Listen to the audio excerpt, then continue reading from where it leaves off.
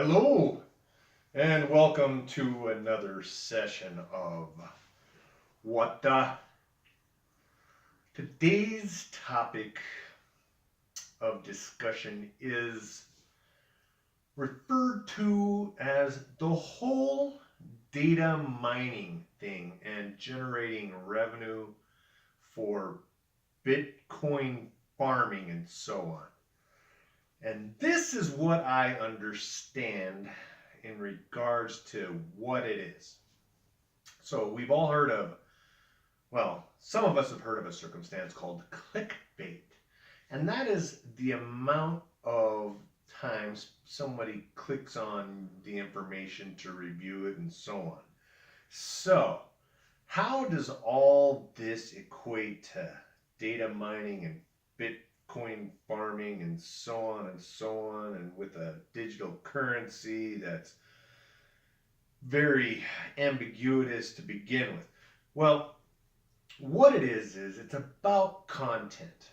How much content can there be created out of nothing? Where there was no content before, then content exists, and then that content fills up basically the big giant storage units, the hard drives via the cloud and all that other stuff. And then the more times it's accessed, and then people could put circumstances associated with it like ads and fill in the space with that. So knowing that if we can create content where content was not before, well, for some reason people have started thinking, okay, I'm just going to put out a slew of misinformation. And it seems the more controversial the misinformation is, where it strays from, when we've talked about this before, from the subjective to the objective. So you're getting what actually is subjective when it began, to where it was maybe nothing more than a conversation, to where it becomes racially motivated, discriminatory offenses that are violating rights that could be deemed as felony abuse of whatever, when it honestly could just be a circumstance of an assault on a person who pointed a camera in another person's face. But then you get all those data farmers and Bitcoin guys that want to create this content, so they create controversy out of something that we've all seen before, when it's really nothing more than just somebody attacking somebody for putting a camera in somebody's face, to a hate crime that's motivated by prejudicial circumstances and so on. So, it makes you wonder, and I had a conversation the other day, is it all about that service, the servers and all that other nonsense? And are we all about this culture and transitioning into this Bitcoin about misinformation and people trying to figure out what the real story is, and that creates even more digital content? Or do we go into a direction where it's about subjective, factual information, and then at that point moving toward the truth?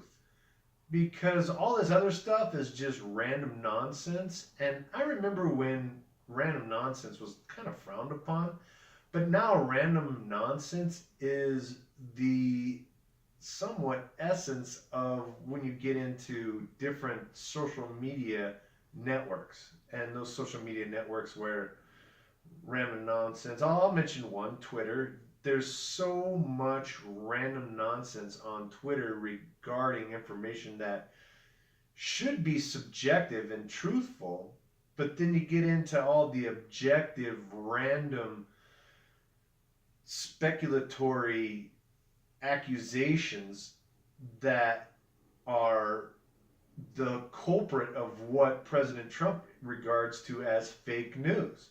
And that fake news is part of that service that is data mining or Bitcoin farming just to get people to click on it to see what some obscure perspective that has nothing to do with the subject matter, but more objective in it's not even complex. It's just a bunch of information that's really not beneficial to telling the truth. It's just speculatory. And for some people, they're like, oh, this is educational. It's like, how can it be educational when it's a false narrative to begin with? So, that being said, you have the circumstance of, okay,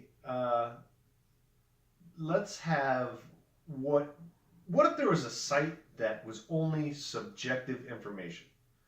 I think that would be probably the best opportunity for subjective factual information where everything was just subjective. And I know there's a site that does fact checks and so on, and I'm not sure if they have opportunities for people to create subjective matter on factual information. So if it was that opportunity, that might be the the the yin or the yin to Twitter's yang kind of circumstance, to where you have the subjective comparative to Twitter, and then at that point, it would be somewhat of the fairness doctrine where you can have like a that's what Twitter should do. They should have, okay, this is the subjective, and you could hit a link for the story for subjective, and you could see how far people, I would say, distance themselves from the truth with all the other rhetoric that's created. But that's just a suggestion. So if Twitter had something like that, it might be even that much more popular if they actually had what was, you could click a button on whatever it was. Okay, this is the truth regarding these circumstances, and then this is all the nonsense blah blah stuff. To where if people wanted truth or fiction, they could discern that opportunity right away. Well, this has been another session of What the